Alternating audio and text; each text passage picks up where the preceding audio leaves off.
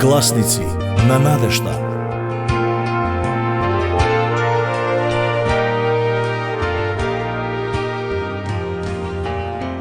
Глава 4. Одговори на прашањата. Дали некој ги има сите одговори? Одговорот на тоа прашање е и да, и не. Бог ги има сите одговори за сигурно, но дали некое човечко битие ги има сите одговори? Не. Нема човечко битие кое ги има сите одговори само доколку човечкото битие има верба во Бога. Тоа значи, ќе има повеќе одговори на прашања, повеќе од неговите прашања ќе имаат одговор. Верата прави разлика. Верата прави разлика, но вера во вистинската работа. На ова сакам да ве водам во оваа дискусија. Одговори на прашањата. Сигурен сум дека сите ние имаме прашања каде што одговорот тешко може да се најде. Во некои случаи тоа е поради тоа што ние не можеме да видиме се како што Бог гледа. Ние мора да живееме со неодговорени прашања, но тоа не е без решение, затоа што ние можеме да ги одмориме тие прашања со Бога, ако навистина го познаваме Него како личен Бог. Сепак, за некои луѓе тие тешки прашања стануваат стапица од кои никогаш не бегаат. Тие се во замка од тие прашања. За другите, овие прашања создаваат пребарување кое ги води до вистинските одговори што можат да се најдат во Божјиот свет збор и преку односот со Него. За да добиеме одговори на тие важни прашања, пред се точни одговори, мора да го посетиме вистинскиот извор. Не сум изненаден дека некои луѓе се уште се борат со прашања, не можат да најдат задоволителен одговор, затоа што е невозможно да се најде задоволителни одговори на прашањето за животот, се додека не го посетиме вистинскиот извор, а вистинскиот извор е Библијата. Јован, 1 глава, од 19 до 28 стих. А ова е Јовановото сведоштво. Кога јудејците од Ерусалим му испратија свештеници за да го прашаат кој си ти, и призна и не одрече, та исповеда: јас не сум Христос. Тогаш што? Илија ли си? Не му одговори. Да не си пророк? Не, одговори. Тогаш му рекоа: кој си? За да можеме да им одговориме на оние кои не испратија. Што велиш ти за себе? Рече: јас сум глас на оној кој вика во пустината: израмнете го Господовиот пат, како што рече пророкот Исаија. Испратените беа фарисеи. Тие го прашаа и му рекоа: тогаш зошто крштеваш, кога не си Христос, ниту Илија, ниту пророк? Јас крштевам со вода, им одговори Јован, но меѓу вас стои еден кого вие не го познавате. Тој е оној кој доаѓа по мене, кој беше пред мене, кому јас не сум достоен ниту да му го одврзам ременот на неговите обувки. Тоа се случи во Витавара, од онаа страна на Јордан, каде што крштеваше Јован. Во овој обичен разговор откривме одговори на две најважни прашања со кои се соочуваме. Првото е прашање на идентитет.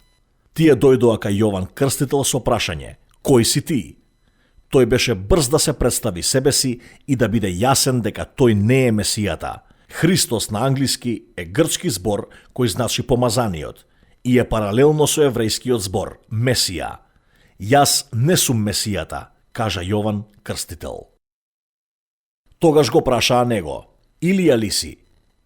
Малахија прорекуваше дека Илија ќе дојде пред големиот и значаен ден кога Господ ќе дојде, та го прашуваат него дали е Илија. Тој рече: не. Тие рекоа: дали си ти тој пророк? Кој пророк? Пророкот за кој Мојсей зборуваше во Второзаконие, 18 глава стих 15, Мојсей рече: Господ твојот Бог ќе те издигне од твојата средина, од твоите браќа, пророк, каков што сум јас. Слушај го него. Затоа го прашаа: дали си ти тој пророк? Јован Крстител се представи себе си и рече: не, не сум тој пророк. Тогаш тие го прашаа: кој си ти тогаш? И тој цитираше од Исаја: Јас сум глас на оној кој вика во пустината.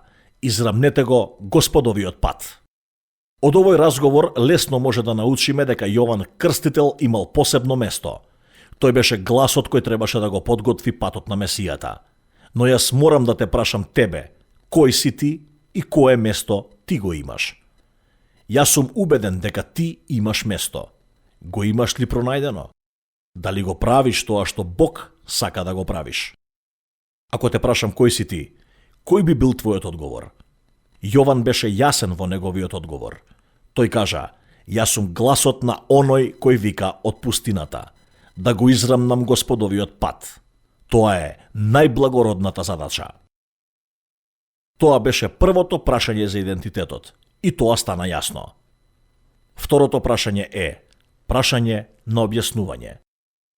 Тие тогаш го прашаа: зошто крштеваш ако не си Месијата, или Илија, или пак пророк? Тогаш Јован им даде објаснување. Тој рече: јас крштевам со вода. Тоа е вистина.